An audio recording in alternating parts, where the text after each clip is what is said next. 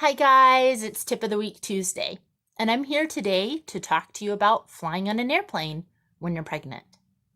Do you travel for work? Do you want to go on a baby moon and it's easier to get there by air? Do you travel for missions trips and have to fly?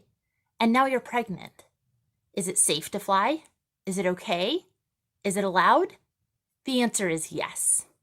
When I was 34 weeks with my second pregnancy, my husband and I went on a mission trip to Europe. So we had to fly on really big airplanes for a really long time to get there. There were a few things that I learned in that process that I'd like to share with you. First of all, talk to your doctor. Make sure that they don't have any concerns of underlying conditions that could put you at risk. For most women, flying is completely safe, but occasionally there might be something your doctor has a concern about. Secondly, have them write you a doctor's note that gives you permission to fly, because otherwise you could come up against some really big red tape.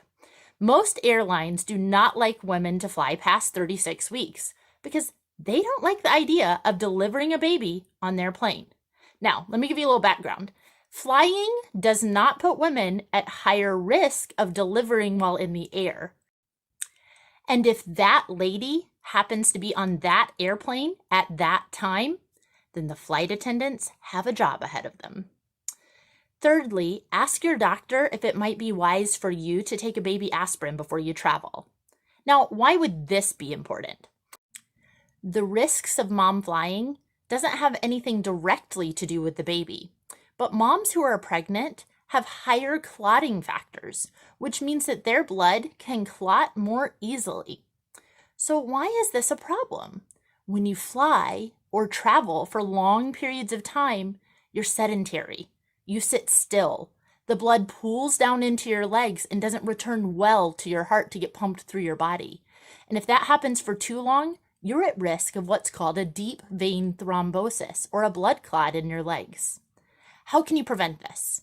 First of all, go buy some of those compression stockings at the drugstore.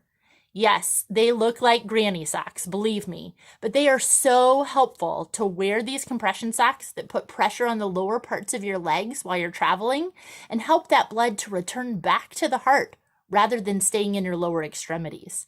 It also decreases your risk of swelling and discomfort later.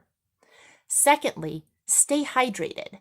Not only does this help your body to continue to move that blood flow through your system, but it'll also prompt you to get up and go to the bathroom.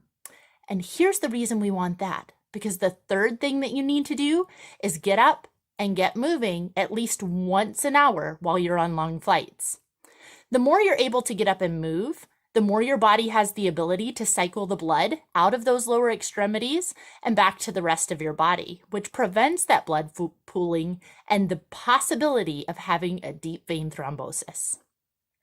So if you have to fly while you're pregnant, talk to your doctor, get a note, get some compression stockings, stay hydrated, and move around that cabin. You'll be good to go. Enjoy your flight.